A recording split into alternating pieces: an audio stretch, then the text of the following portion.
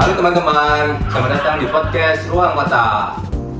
Hari ini kita akan membahas topik yang sangat dekat dengan kehidupan masyarakat, yaitu pasar tradisional versus pusat perbelanjaan modern dalam tata kota. Kita tahu sekarang, kota-kota berkembang sangat cepat. Minimarket ada di mana-mana, mall makin besar, tapi di sisi lain pasar tradisional mulai kehilangan pembeli. Nah, untuk jadi pertanyaannya, apakah pasar tradisional masih relevan? Apakah pusat perbelanjaan modern benar-benar lebih baik? Dan bagaimana pemerintah menata keduanya agar bisa hidup berdampingan? Jadi, kita hari ini sudah menghadirkan 4 narasumber. Yang pertama, ada pemerintah. Yang kedua, ada swasta. Yang ketiga, ada orang lokal. Dan yang keempat, ada turis. Nah, langsung saja kita mulai. Saya ingin mulai dari pemerintah dulu. Sebenarnya, dalam tata kota, bagaimana posisi pasar tradisional dan pusat perbelanjaan modern? Kalau kita bicara tentang kota sih, sebenarnya pasar modern dan pasar tradisional itu sudah dijelaskan ya dalam peraturan Presiden nomor 112 tahun 2007. Jelaskan di sana bahwa mereka berdua itu harus tumbuh secara berdampingan karena mereka itu punya perannya masing-masing.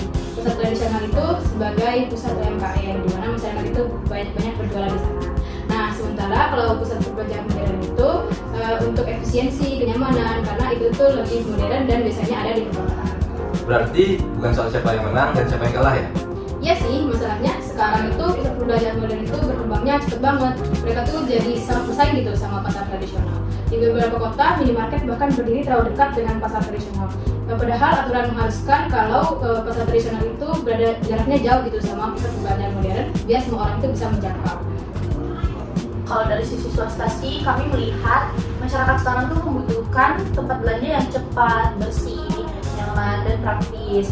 Nah, mall dan minimarket ini berkembang karena ada perilaku masyarakat yang berubah. Orang sekarang tuh suka pembayaran yang instan, terus digital, ruangan yang ber-AC, kantor yang rapi, dan barang yang udah tertata gitu loh, jadi nggak susah lagi nyarinya. Jadi sebenarnya pasar modern itu tumbuhnya karena ada permintaan. Nah, kalau untuk dari warga lokal, tapi jangan lupa, pasar tradisional itu punya nilai tersendiri, nggak bisa diganti dengan mall. Nah, di pasar tradisional, orang biasa tawar-menawar, kenal langsung sama pedagang. Terus ada hubungan langsung, hubungan sosial gitu. Nah, kadang ibu-ibu itu datang bukan hanya untuk membeli sayur ataupun membeli keperluan, tapi juga untuk mengobrol. Kalau semua berubah jadi minimarket, kota jadi hilang identitasnya. Saya sebagai turis juga menjadi wisatawan, saya justru lebih suka pasar tradisional karena di situ juga saya dapat melihat budaya lokal secara langsung. Kalau ke mall, ya rasanya seperti kayak ke mall biasanya. Tapi pasar tradisional juga tiap daerah tuh unik. Ada makanan khas, logatnya juga khas pedagangnya, bahkan cara interaksinya juga masyarakat berbeda-beda. Nah, sekarang kita masuk ke isu tata kota. Banyak yang bilang, perkembangan toko modern membuat kota jadi tidak seimbang. Bagaimana tanggapan pemerintah? Sebenarnya kalau untuk pusat perbelanjaan modern itu kan sudah diatur nih dalam peraturan pemerintah juga. Nah, di mana kayak Alfamart atau minimarket itu harusnya ada di jalan protokol atau di jalan arteri. Mereka tuh nggak boleh masuk ke gang-gang kecil gitu. Itu tuh biar lalu lintas tuh nggak macet. Jadi orang-orang yang mau ke sana itu terjangkau. Nah, bisa dibilang juga, tapi ada tantangannya di mana pembangunannya itu kadang dipermudah sama pemerintah daerah karena mereka tuh lebih mikirin ekonomi gitu. Berarti ada dilema antara ekonomi dan keseimbangan sosial. Bisa dibilang seperti itu sih. Dimana kita itu sebenarnya tidak boleh hanya memikirkan ekonomi, kita juga harus memikirkan bagaimana masyarakat itu berbelanja di sana agar ada keseimbangan sosial.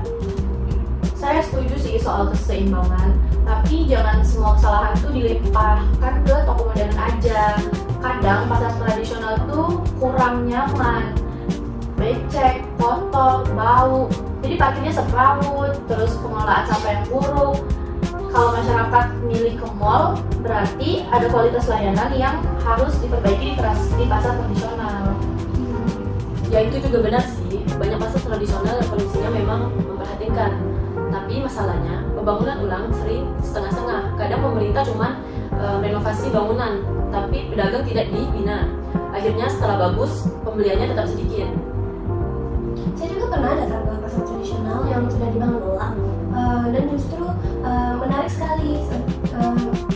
Daerahnya juga justru bersih, kulinernya juga. Terus ada BIP-nya gitu ya, ya. iya benar. Jadi di sana juga nggak selalu ada kuliner kayak budaya juga. Nah, menurut saya juga pasar tradisional jadi destinasi wisata kalau dikelola serius. Nah, kita juga sering mendengar pasar tradisional dianggap kumuh, semrawut, dan tertinggal dibanding pusat perbelanjaan modern. Padahal sekarang sebenarnya sudah ada standar nasional untuk pasar rakyat, yaitu SNI 8152/2021. Saya ingin tanya ke Bang Menta dulu. Sebenarnya standar ini mengatur apa saja? Kalau diatur di SNI 8152/2021 itu juga mengatur kalau pasar tradisional itu sebenarnya nggak boleh lagi becek atau kumuh, karena di sana tuh diatur kalau pasar tradisional itu harus ada standar-standarnya kayak tata ruang pasar, kebersihannya, aksesibilitasnya, sampai pembuangan sampahnya gitu. Jadi sebenarnya kalau masih nemu pasar tradisional yang kumuh atau becek itu biasanya itu tidak memenuhi standar dari negara. Berarti pasar tradisional juga bisa tampil modern. Iya, tentu saja. Bahkan seharusnya begitu, dimana pasar tradisional itu kalau sudah memenuhi standar-standar yang sudah disebutkan kayak kebersihan, ada toiletnya, ada sirkulasinya, itu bahkan bisa menyaingi pasar modern atau bahkan bisa menjadi perbelanjaan modern tapi tetap berbasis ekonomi rakyat atau UMKM seperti itu. Nah, ini yang menarik. Kalau standar seperti itu diterapkan dengan serius, sebenarnya pasar rakyat itu bisa bersaing. Tapi karena salah satu alasan masyarakat pindah ke mall itu soal kenyamanan. Kalau pasar rakyat jadi nyaman, pasti mall juga ya 50-50 lah sama pasar tradisional. Saya setuju. Banyak masyarakat sebenarnya masih suka belanja di pasar tradisional karena harganya lebih murah, terjangkau, barangnya lebih segar, bisa lihat sendiri kan. Masalahnya kadang hanya di fasilitas yang kurang nyaman. Nah, kalau SNI diterapkan benar-benar, pasar rakyat bisa jadi pasar modern, tapi tetap punya suasana lokal. Saya sebagai wisatawan juga lebih menyukai pasar tradisional yang sudah tertata rapi karena kita bisa menikmati budaya lokal tanpa merasa tidak nyaman. Bahkan di beberapa negara pasar tradisional yang bersih dan terorganisir juga justru menjadi ikon wisata yang kota yang baik. Selain fasilitas, apakah SNI juga membahas pengelolaan pasar? Ya betul, di SNI itu juga disebutkan bahwa pasar rakyat itu harus punya keamanan, pengelolaan pengunjung, bahkan sistem informasi. Jadi masyarakat itu bisa mendapatkan informasi tentang pasar itu dengan lebih mudah gitu. Konsepnya bukan cuma sekedar membangun fisik, tapi juga menciptakan ruang ekosistem yang sehat dan berkelanjutan. Berarti revitalisasi pasar bukan cuma renovasi bangunan ya? Iya tentu saja. Kalau cuma renovasi bangunan, itu mah bangunannya aja yang diperbaiki, tapi masyarakatnya bakal tetap gak nyaman karena informasinya kurang, misalnya, atau aksesibilitasnya susah, seperti itu. Bisa tetap akan ditinggalkan pada akhirnya. Saya rasa ini juga peluang untuk kolaborasi antara pemerintah dan swasta, karena pihak swasta tuh bisa untuk membantu digitalisasi pasar rakyat seperti pembayaran yang melalui kris, terus promosi di media sosial, terus sistem informasi yang jelas, tertata harganya, dan bahkan ada layanan delivery untuk di pasar. Jadi pasar rakyat tuh nggak kalah sama marketplace ataupun mall modern. Dan yang paling penting, pedagang kecil jangan sampai tersingkir karena inti pasar rakyat itu bukan hanya transaksi ekonomi, tapi juga keberlangsungan hidup masyarakat lokal. Kalau pasar rakyat bisa modern, bersih dan tetap mempertahankan budaya lokal, menurut saya itu justru akan menjadi daya tarik utama kota. Dan itu menarik untuk wisata juga. Nah, sekarang kita membahas isu yang ramai nih, yaitu kebetulan koperasi dan gerakan ekonomi rakyat seperti koperasi Merah Putih. Apakah ini bisa menjadi solusi untuk mempertahankan pasar tradisional? Koperasi ini sebenarnya salah satu faktor penting juga ya untuk pasar tradisional, karena disebutkan juga salah satu usaha kecil yaitu koperasi untuk masyarakat. Nah, koperasi Merah Putih ini membantu kita juga karena mengembalikan kekuatan ekonomi itu ke masyarakatnya sendiri. Kemudian kita tahu kan koperasi itu bisa bermanfaat sebagai tempat pinjam, sebagai tempat kebutuhan masyarakat dan lain-lain.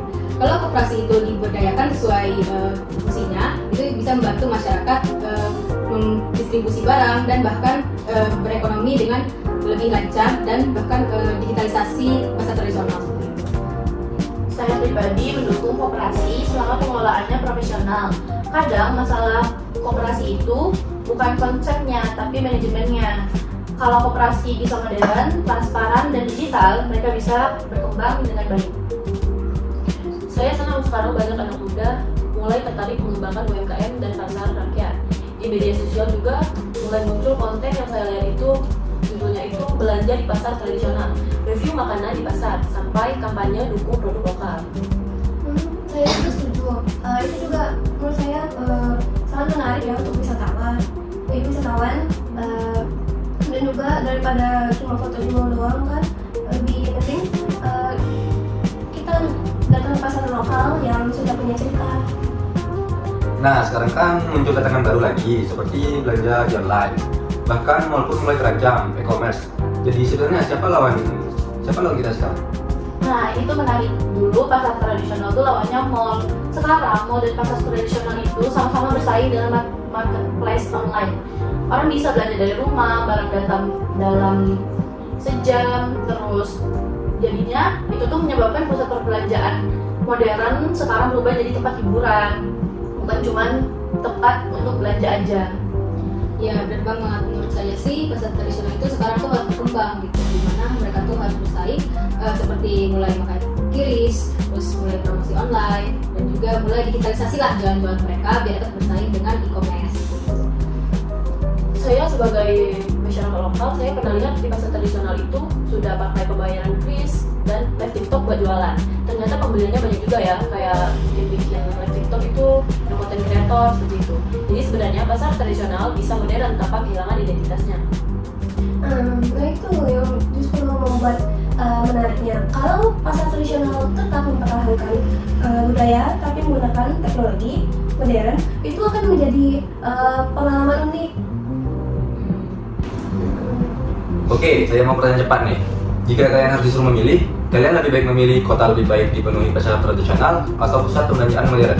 Kalau saya sih pilih kombinasi modern ya, karena kota itu harus efisien dan mengikuti perkembangan zaman.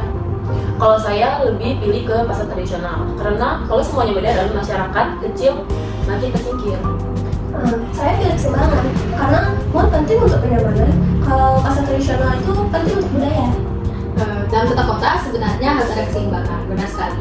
Dimana karena pasar itu bukan hanya tempat untuk berbelanja, tapi juga tempat untuk budaya dan juga tempat untuk keberlanjutan masyarakat.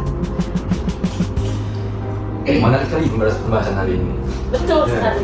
Kita belajar bahwa pasar tradisional bukan sekedar tempat jual beli, tapi juga ruang sosial, budaya, dan ekonomi rakyat.